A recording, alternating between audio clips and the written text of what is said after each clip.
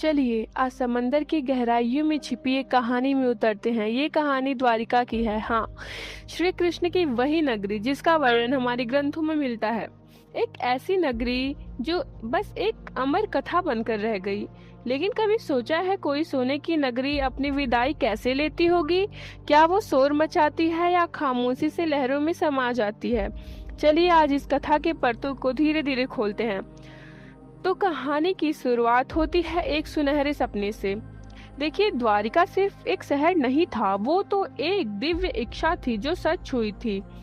कहते हैं इसे खुद विश्वकर्मा ने समुद्र से जमीन लेकर भगवान श्री कृष्ण के यादवों के लिए बनाया था। ऐसा कहा जाता है कि द्वारिका एक ऐसी नगरी थी जहाँ के महल सोने के और गलियां चांदी की हुआ करती थी।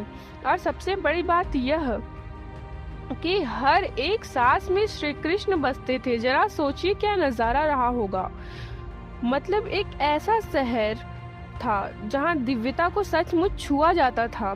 एक जीती जागती अमर कहानी। और अगर समुंदर ने उसे अपने गोद में ना लिया होता तो शायद उसकी लहर आज भी उसकी दिव्यता की कहानी सुनाती। लेकिन फिर वो दिन आया जब उस शहर ने अपनी आत्मा ही खो दी। ये अंत की शुरुआत थी और उसकी सबसे बड़ी पहचान थी खामोशी। एक ऐसी खामोशी जो हजारों आवाजों से ज्यादा भारी थी। उस दिन सूरज निकला था पर ऐसा लग रहा था जैसे द्वारिका की सारी रोशनी कहीं छिप गई हो।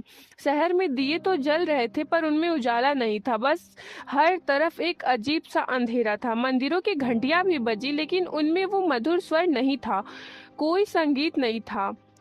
वो बस एक खोखली सी आवाज थी, मानो चीख चीख कर कह रही हो कि शहर की आत्मा अब जा चुकी है। और इस सब के बीच खुद श्री कृष्ण भी कुछ नहीं बोले, एक शब्द भी नहीं, क्योंकि शायद कुछ विदाई होती ही ऐसी है जिनके लिए कोई शब्द नहीं होता। उनकी खामोशी ही सबसे बड़ा संदेश थी।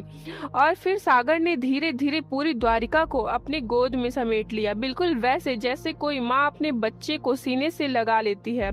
ये विनाश नहीं था, ये तो एक बहुत ही कोमल विदाई थी। तो जब सब कुछ डूब गया था उस विशाल महासागर में बस एक गवाह बचा था, एक आखिरी निशानी जो उस सुनहरे शहर की कहानी आज भी कहती है।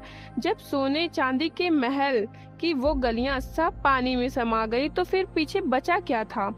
ना कोई इंसान, ना कोई इमारत, कुछ भी नहीं सिवाय एक चीज के, एक मोर का पंख। हल्का सा सुनहरा सा मोर का पंख जो खामोशी से लहरों पर तैर रहा था। वो मोर पंख वो इस बात की गवाही दे रहा था कि कभी यहाँ कुछ दिव्यता का वास था। इस बात का गवाह है कि एक अमर कहानी हमेशा जिंदा रहती है, भले ही पूरा का पूरा शहर ही क्यों ना डूब जाए। असल में द्वारिका का डूबना सिर्फ एक शहर का अंत नहीं था, ना ही यह युग के डूबने और एक नए युग की शुरुआत का संकेत था। और शायद इसलिए आज भी पूरा तात्विक समुद्र में डूबी हुई उस नगरी के समुद्र तलाशते हैं। देखिए ये सब कैसे एक दूसरे से जुड़ा हुआ है। कथाओं के अनुसार सबसे पहले द्वारिका जल में समा गई, उसके बाद श्री कृष्ण ने अपनी देह त्याग दी और ठीक उसके बाद कलयुग इस धरती पर अपना पैर रखा। तो एक शहर के डूबने के साथ ही एक पूरा का पूरा युग भी डूब गया।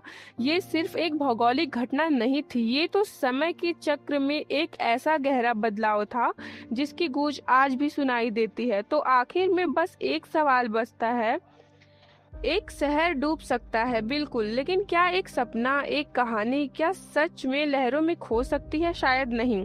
शायद कहानियां कभी नहीं डूबती और इसीलिए शायद आज हम द्वारिका को ढूंढते हैं लहरों के नीचे भी और अपनी कहानियों के